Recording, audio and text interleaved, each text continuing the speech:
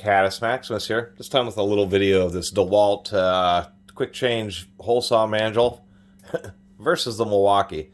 Actually, I picked up this DeWalt. It was half off at True Value. Wondering why it was half off. It's actually been on their shelves for like 10 years. This is from 2010. So I decided to make this a versus. The moral of the story here is the Milwaukee is much better in a variety of ways. It's more compact, it's smaller, it's lighter weight, it's easier to use.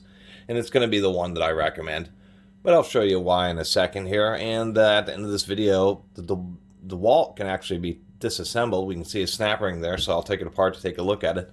Whereas the Milwaukee, you cannot disassemble. So I guess that might be one advantage, where the DeWalt is a little bit better.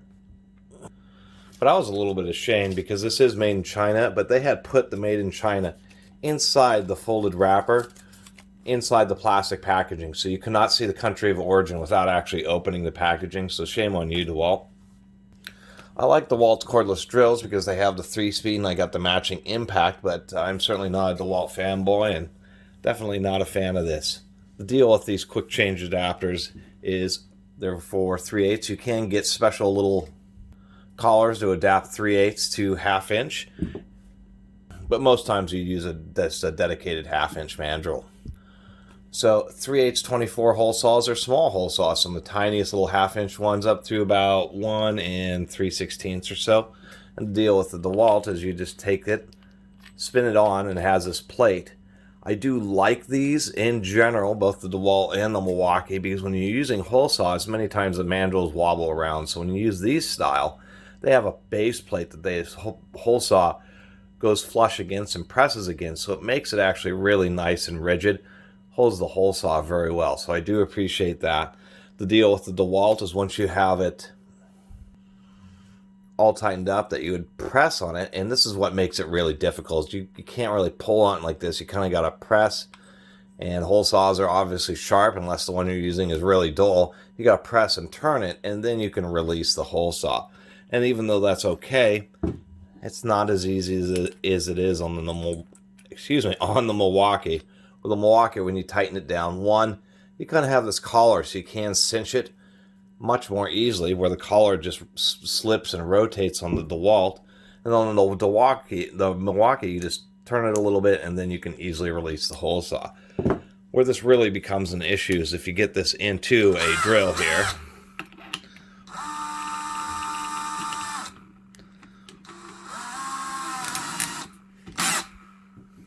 We'll put the hole saw on here. Now we're drill our hole. We want to remove it. It's not just a one-handed, it's a two-handed operation. You got to come somehow, I guess it's always two-handed, because you have to either hold onto the drill and press and push on this to turn it to get it to release, or you have to get up on the front and turn it. And that's really the big crux of this mandrel, is the fact that it's just not as convenient to use. It's not as strong. This has a big old through hole, and you can see how thin the walls are. I've seen these where these have been crushed with people with key chucks tightening too much, as well as just being dropped and getting bent. The Milwaukee is this solid, and it's going to offer a lot more strength just because so much material has been removed from this DeWalt. But as an example, the Milwaukee here, if we get this into the drill motor, you can do your drilling, and when you want to remove the mandrel, you can just go boop, boop. Super easy. So, moral of the story is, the Milwaukee is a lot better. I will point out a neat little thing I noticed is that they put a slot into the set screw for the center drill, and making it a little bit easier to access. If you don't have an Allen wrench, you may be able to use a flathead screwdriver. So I thought that was pretty neat. But other than that, it has a lot of weight, so maybe if you're in a certain situation with a small hole saw, maybe a glass and tile hole saw that's vibrating or something, then the extra mass may help with that. But that's about the only situation where I could ever see the DeWalt being any use. And so it also helps me understand why it just has not been selling for them. This thing is just, what it seems like is that either Milwaukee or whoever Milwaukee bought this from, they still had a patent on it at the time. Patents only last 20 years. So DeWalt had to come up with just a totally different design to get around the patent that Milwaukee had. And the Milwaukee one's really just super easy to use, super elegant, and once again compact. If we just take a look at the level of the base plates, we can just see how much shorter the Milwaukee is. It really is a better mandrel. Anyway, I'm going to take apart this DeWalt. We'll take a look at the interior. Alrighty, let's get a little bit of zoom in here. This whole collar is spring-loaded. Really important in these situations to wear safety glasses, because this thing doesn't have a particularly powerful spring, but it is going to want to just shoot out as soon as I release the snap ring. Actually, it wasn't so bad, surprisingly enough.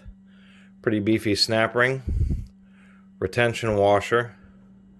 Oh, that's an interesting little cone type spring. Now I'm willing to bet that this whole collar and assembly will come right out, which it does. We have a little race. We have a radial needle bearing, which is interesting. We do have an O-ring around this edge to attempt to prevent debris and grit from getting inside there. I mean, I will give the DeWalt credit. The one thing is, yes, you can use it or can disassemble it and maintain it. Inside here we have this piece, and that's interesting. So this mechanism here is what's actually doing the work. We can see it rotates there. What I'm trying to figure out is you have to push the collar up like this so that this presses on something in here in order to get it to release. Took me a minute to figure this one out. So this top collar is actually locked in place on those flats with the mandrel.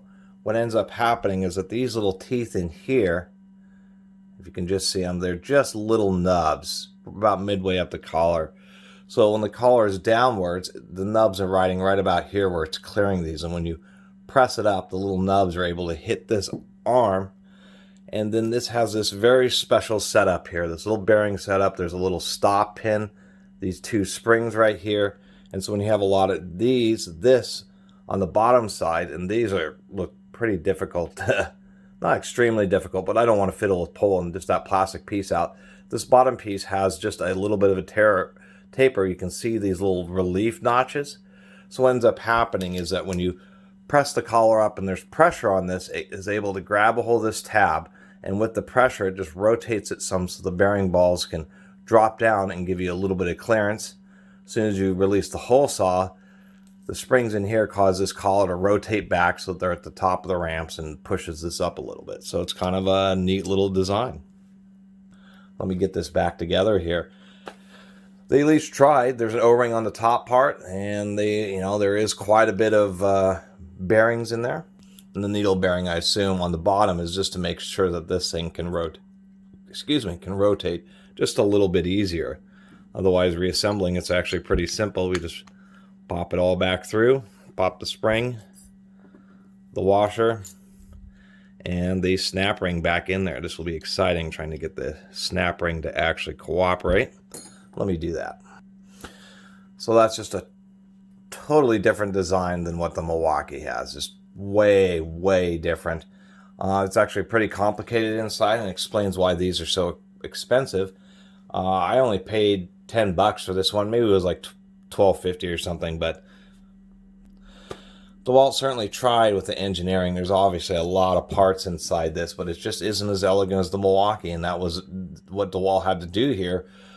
Was just as evidence of all the work that it took to get around the patent that Milwaukee had on this one, or the manufacturer. This doesn't actually say patented anywhere on it, surprisingly enough.